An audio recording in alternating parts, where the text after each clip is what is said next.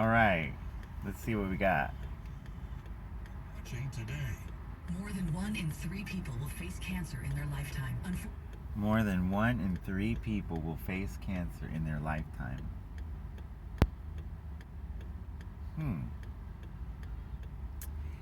And how many cancer treatments are there? So when there were many, many, many less cancer treatments, there were many, many less people with cancer.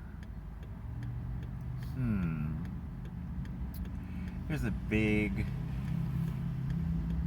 distrust of what's called big pharma.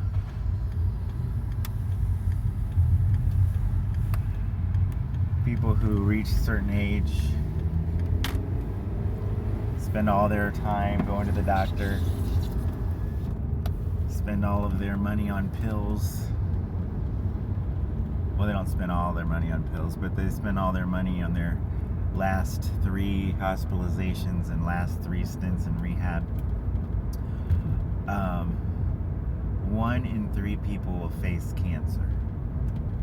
Wow. So I'm sure they were using that statistic to convince me to do something. But if we just take that statistic, 1 in 3, it's amazing. But I still go back to the fundamental problem. 10 out of 10 people die. And we still operate as if we're not gonna. Or as if we're trying not to. As if maybe it's some kind of eventuality we can avoid or ignore. I know there were other cultures that really prepared for death and prepared for the afterlife. But I see this one, our culture, I see it as influenced by the movies. And I've said it many times. What I mean is, if the movie ends with a wedding, it's a good movie, a happy movie. And if a movie ends with a death, it's a sad movie. But the truth is, everybody that gets married dies. And everybody that doesn't get married dies. That was the problem I had with miniseries.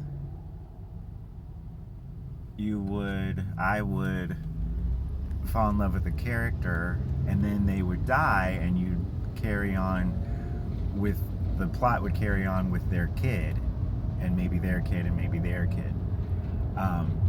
So instead of your last picture of the person as young and beautiful and victorious over whatever plot twist they're trying to overcome, your last view of them is old and decrepit and dying. So, it's a real simple technique. Don't show the bad stuff, and it's a happy story, right? But all lives have that ending in death. Except for who? Except for Elijah, who was called up in heaven in a fiery chariot. Enoch, who, I don't know, it's interpreted as he walked with God, meaning he walked into the heavens, but is that an accurate translation? I have no idea. And Moses, they couldn't find his body. And that would kind of make sense, because on the Transfiguration, it was Jesus and Moses and Elijah, and all 3 of their bodies are missing, or teleported, transported, transformed, transfigured, whatever you want to call it, in that tradition. But does anybody even know the story of the Transfiguration?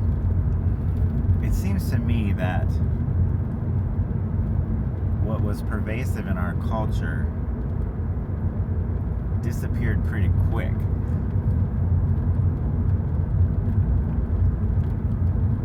But anyway, so we've got 1 in 3 people are going to face cancer, according to the radio ad. If it's on the radio, it's obviously true. I remember hearing statistics that I think 1 in 4, 1 in 3 Floridians will have skin cancer. And I'm thinking to myself, yeah, it's the white people, right? If it's that many Floridians, well, which Floridians is it going to be? It's going to be the Floridians that are not protected from the sun with melanin. Supposedly, people with a lot of melanin were suffering with COVID worse or dying. There's all different statistics, but the statistic I remember is that they were dying at a higher rate. And the thought was that they don't get as much vitamin D in their skin from the sunshine because their skin has more melanin in it and they don't absorb as much vitamin D. But then at the same time that theory was being floated around, Africa was reported as doing very well with COVID, or people weren't dying there as much. And it was thought that maybe the anti-malarial drugs that are taken in those parts of the world that have malaria were also helping people overcome the COVID. But I have to be honest, I've stopped listening to news of any type. It's just not good for my mental health. It's all a big commercial. They're trying to get me to do something by explaining things in a particular way. And it's like, I know there's a disease. I know I don't want to get it. I think everybody's going to get it. I think maybe I already had it. It's expressed in so many different ways. You have to wonder, well, is it even the same disease? I mean, the stories are if you get hit by a bus and have COVID, they say you died of COVID. But that's a story, right? That's a story to get a reaction, to get people to be angry at the government, right? So, I don't know what the story is. I hear that hospitals are crowded. I also hear that, I heard yesterday, the average COVID patient that died had 6 comorbidities, something like that. When I was in insurance, I was introduced to the word comorbidity, and I already knew the word morbid. And I was like, comorbidity, what a horrible word that is. But back to morbidity, mortality, and where we're headed. As I passed the graveyard where someone went when they were 16, that was a big deal in my life.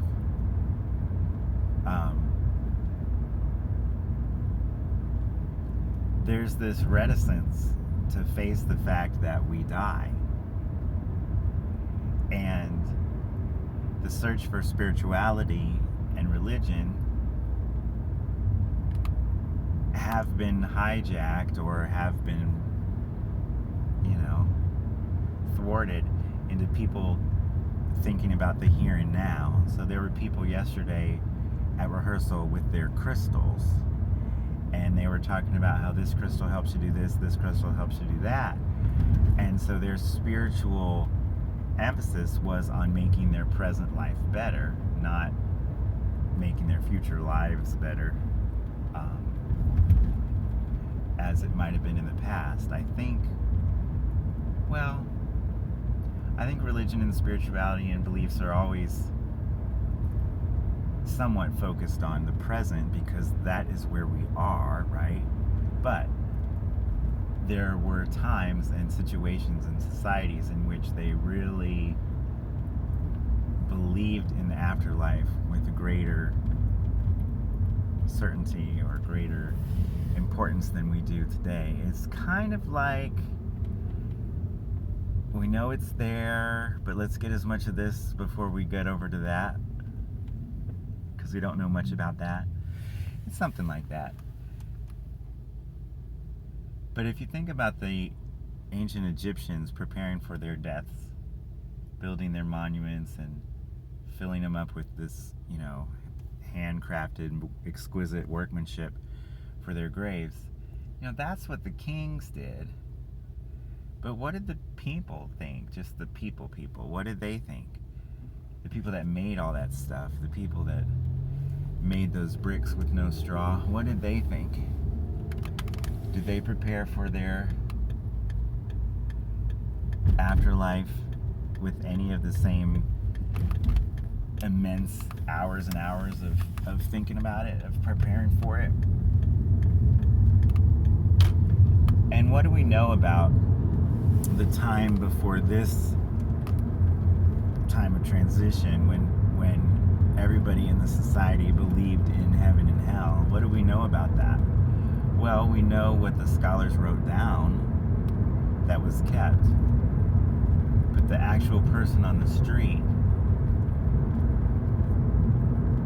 a lot of them lived their life without thinking about it, I suppose. But that's not the story that we're told, is it? History books can only fit so much stuff. They can't put everything in it. It's a story, and somebody chooses what they want to say.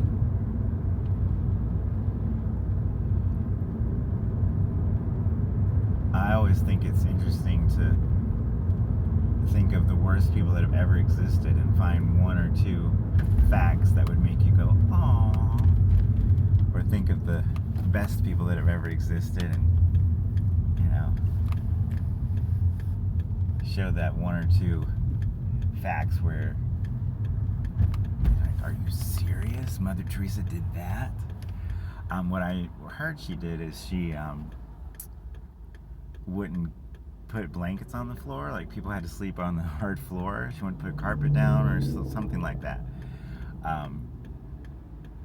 And she did amass millions of dollars, and they used the needles over and over. But if a patient's terminal,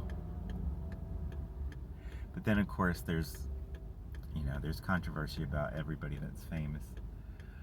So that's just the way that things go. So 1 in 3 people get cancer. Seems like I've known a lot of people who get cancer. It seems like the treatment for it can't be worse than the disease itself. It can't be better than the disease itself, can it? Just the things that people go through, just horrible things.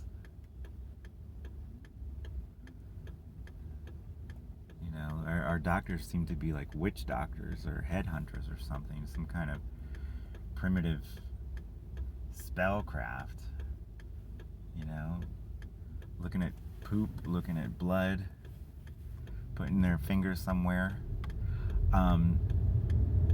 If we didn't grow up in a medical age and somebody just said, yeah, the doctor's going to do this, this, and this, you would say, what? Are you kidding me? But we're accustomed to it, and we think these things are okay. But if you take a step back and you say, the doctor's gonna what now? You think about the things people choose to have done just for aesthetic purposes. It's like, I don't want a knife near me unless it's necessary, right? So anyway, 1 out of 3, that's a lot. And supposedly it's growing and growing and growing. Supposedly we're surrounded by chemicals that cause it. That's what they say. That's what lots and lots of people say. But if lots and lots of people say that and believe that, why is it still allowed, right? Like, there's things missing from the story. People act like they know, but I'm not sure anybody knows what exactly is going on. So happy January. We are on the 12th. We had our performance last night, the first one with an audience. second one tonight with more of a real audience as opposed to just people coming in off the street. And I will let you know how it goes.